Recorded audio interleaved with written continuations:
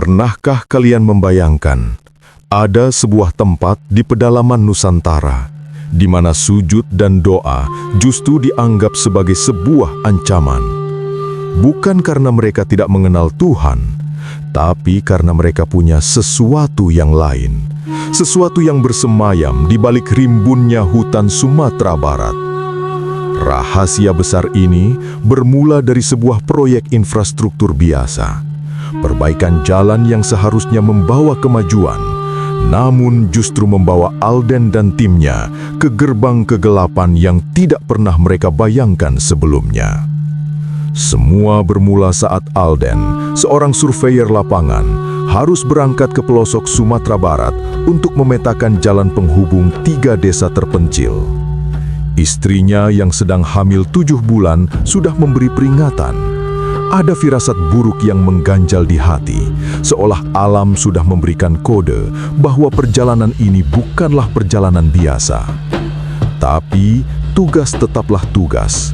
Alden berangkat bersama 2 rekannya, Heru yang skeptis dan Toge yang santai, tanpa tahu bahwa maut sedang mengintai di balik kabut pegunungan. Bayangkan, mereka harus menempuh perjalanan darat selama 20 jam, menembus hutan, mendaki lereng, hingga bokong pun terasa mati rasa.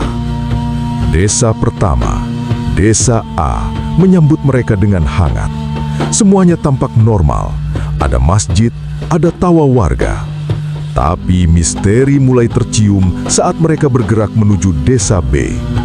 Akses mobil terputus, mereka harus bertaruh nyawa menggunakan motor melalui jembatan bambu yang reyot di atas jurang. Puncaknya adalah saat mereka tiba di Desa B.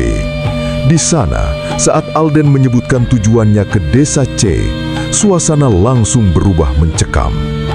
Warga yang tadinya ramah tiba-tiba saling lirik dengan tatapan penuh ketakutan. Tanah di sana itu terkutuk, begitu bisik mereka. Ternyata warga Desa B sangat menghindari interaksi dengan orang Desa C. Mereka dianggap berbeda, aneh dan berbahaya. Bukan sekedar masalah sosial, tapi ada sesuatu yang bersifat magis yang menyelimuti desa terakhir di puncak gunung itu. Rahasia gelap ini baru saja bermula. Alden awalnya tidak percaya. Dia pikir itu cuma mitos orang desa. Tapi saat mereka mulai memasuki jalur menuju Desa C, jalanan mendadak hilang ditelan semak belukar yang tinggi. Dan di sana, mereka melihat tanda-tanda yang membuat bulu kudut berdiri. Pohon-pohon besar yang dililit kain hitam, serta puluhan orang-orangan sawah dari jerami dengan kepala batok kelapa yang berjejer seperti pasukan tak kasat mata yang menjaga wilayah terlarang. Apa sebenarnya yang terjadi di Desa C? Kenapa ibadah di sana dilarang keras? Rahasia gelap ini baru saja bermula. Begitu kaki kalian melangkah masuk ke Desa C, logika kalian pasti akan langsung berontak. Alden dan timnya seketika terdiam, melihat deretan rumah di sana bukan lagi gubuk kayu, melainkan bangunan bata, berlantai keramik, dan beratap genteng modern.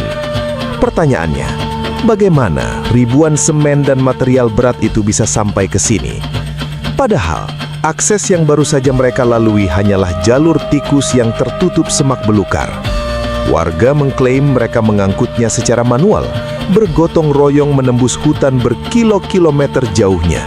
Masuk akal? Tentu tidak. Tapi itu baru awal dari kegilaan di desa ini. Berbeda dengan sambutan hangat di Desa A dan B, di sini Alden justru disambut dengan tatapan dingin dan penuh kecurigaan. Sang pemimpin desa yang dipanggil Ungku langsung menolak mentah-mentah proyek perbaikan jalan yang ditawarkan. Alasannya sederhana tapi aneh. Mereka tidak ingin hutan mereka diusik oleh peradaban luar. Namun rahasia paling gelap baru terungkap saat Alden ingin menunaikan kewajibannya sebagai muslim. Saat dia bertanya di mana letak musola atau masjid, Ungku menjawab dengan nada datar yang menusuk tulang. Di sini tidak ada musola. Bayangkan, sebuah desa di pedalaman Sumatera, tapi tidak ada satupun tempat ibadah. Ketegangan semakin memuncak saat Alden mencoba tetap beribadah di teras sebuah bangunan kosong yang disebut balai. Bangunan itu tampak terawat, namun auranya sangat menyesakkan, apalagi dengan hiasan kepala kambing yang diawetkan berjejer di dindingnya. Alden mencoba fokus. Dia berdiri menghadap kiblat dan mulai bertakbir. Namun, tepat saat dia melakukan sujud pertama di rakaat pertama, sebuah kejadian di luar nalar terjadi.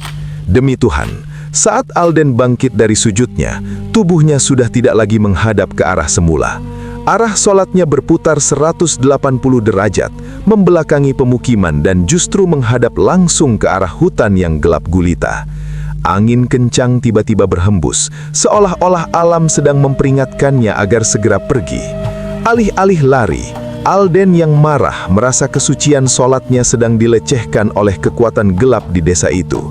Dia tetap melanjutkan sholat sambil memutar tubuhnya kembali ke arah kiblat yang benar, sembari mengencangkan doa dan zikirnya. Dia sadar, desa C bukan sekadar desa terpencil, tapi ada sesuatu yang sangat sesat yang bersemayam di sana. Sesuatu yang tidak ingin mereka menyembah Tuhan selain penunggu pohon mati di tengah desa. Teror fisik dimulai tepat saat matahari mulai tenggelam, saat cahaya merah maghrib menyapu pucuk-pucuk pohon di hutan Sumatera. Rencana Alden untuk segera angkat kaki dari desa C mendadak hancur berantakan. Motor milik Toge tiba-tiba mati total. Tangki bensinnya kosong melompong, rembes secara misterius seolah ada tangan tak kasat mata yang melubanginya. Bayangkan, terjebak di jalur setapak yang sempit, diapit hutan lebat, sementara kegelapan mulai menelan segalanya. Firasat Alden sudah berteriak kencang, mereka harus pergi sekarang juga. Karena tidak punya pilihan, mereka terpaksa berbonceng 3 dalam satu motor. Namun, baru 300 meter berjalan, musibah kembali menghantam.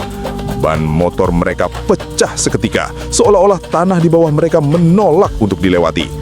Toge mengajak mereka kembali saja ke desa C yang lebih dekat, tapi Alden menolak keras. Dia baru saja menceritakan kejadian ganjil saat kiblatnya berputar dan peringatan warga desa B tentang kutukan di desa ini. Tapi alam sepertinya tidak memberi mereka celah untuk lari. Tiba-tiba, angin kencang berhembus, menggoyang pepohonan dengan suara yang mengerikan.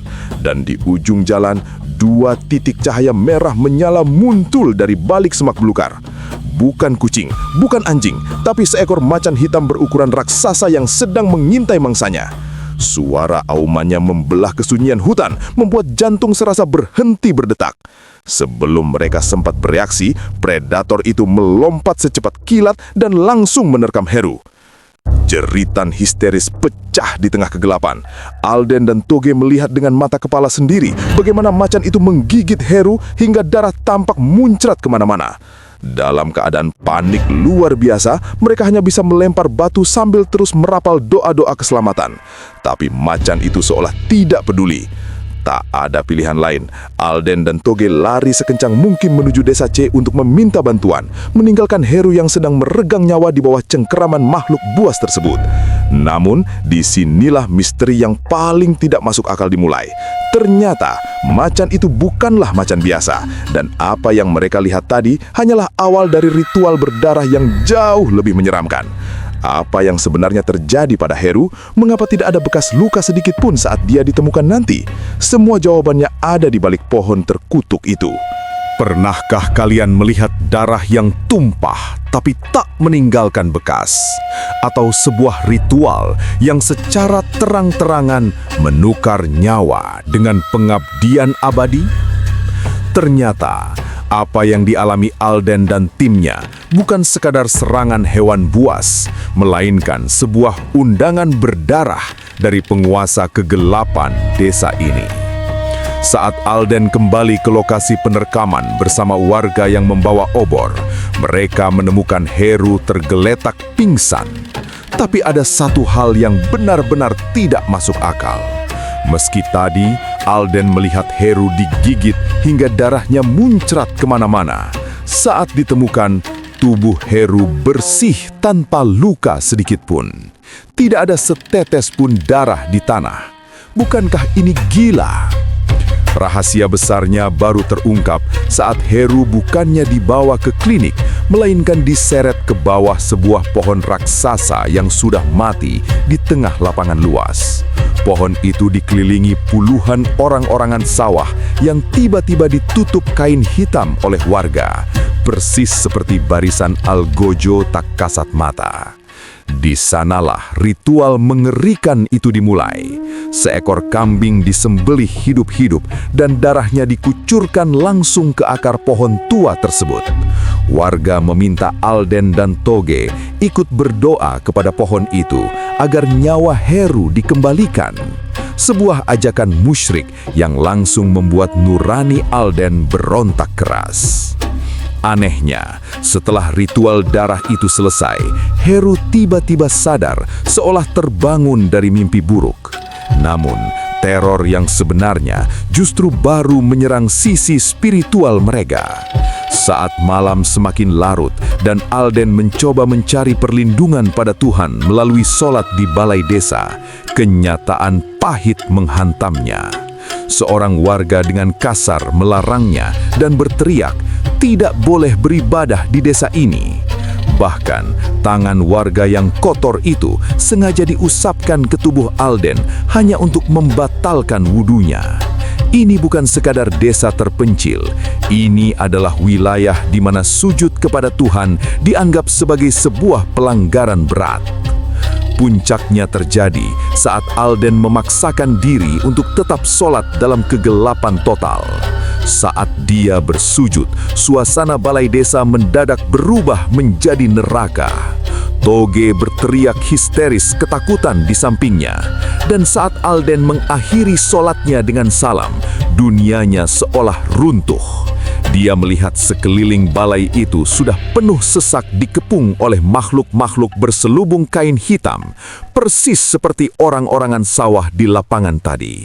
Dan tepat di depannya berdiri satu sosok hitam legam dengan wajah bertaring putih, mengenakan mahkota emas yang berkilau di tengah kegelapan. Makhluk itu nyata dan dia sedang menagih sesuatu. Dalam kepasrahan total, Alden hanya bisa menyerahkan takdirnya pada Sang Pencipta. Tanpa tahu apakah esok pagi dia masih bisa melihat matahari atau justru selamanya terjebak menjadi budak pohon mati itu. Kalian pikir horor ini berakhir saat matahari terbit? Kalian salah besar. Ternyata, keselamatan itu datang dari ribuan langkah kaki warga desa A dan desa B yang nekat menjemput maut demi Alden dan timnya. Mereka tahu, jika Alden tidak segera ditarik keluar malam itu, dia akan bernasib sama dengan jiwa-jiwa malang yang hilang ditelan dogma sesat desa C. Terjadi cekcok besar. Warga desa C yang tertutup mencoba menghalangi, namun kekuatan massa dari desa tetangga akhirnya berhasil membawa mereka pulang. Tapi, ada satu pemandangan yang membuat bulu kuduk Alden berdiri saat mereka meninggalkan lapangan itu. Orang-orangan sawah yang tadinya berjejer ribuan, tiba-tiba hilang tanpa jejak. Hanya tersisa satu pohon raksasa yang berdiri angkuh di tengah kegelapan. Misteri sesungguhnya baru terungkap saat mereka tiba di desa A. Warga bercerita bahwa macan hitam yang menerkam Heru bukanlah hewan biasa, melainkan macan jadi-jadian. Desa C adalah pusat aliran sesat di mana mereka menyembah pohon kering yang dipercaya dihuni oleh jin pengabul keinginan. Sang pemimpin, Ungku, adalah ujung tombak yang menyesatkan warga dengan janji kemakmuran. Tapi yang paling mengerikan adalah nasib Heru. Dia yang tadinya diselamatkan justru kembali lagi ke desa C sendirian. Dia merasa betah. Dia merasa telah menemukan rumah yang sesungguhnya. Heru menghilang selama 7 bulan di desa terkutuk itu. Selama di sana, dia terjebak dalam ritual malam yang gila, menutup orang-orangan sawah dengan kain hitam, menyembelih kambing, dan memuja pohon mati. Heru mengaku, di desa itu tidak ada orang sakit.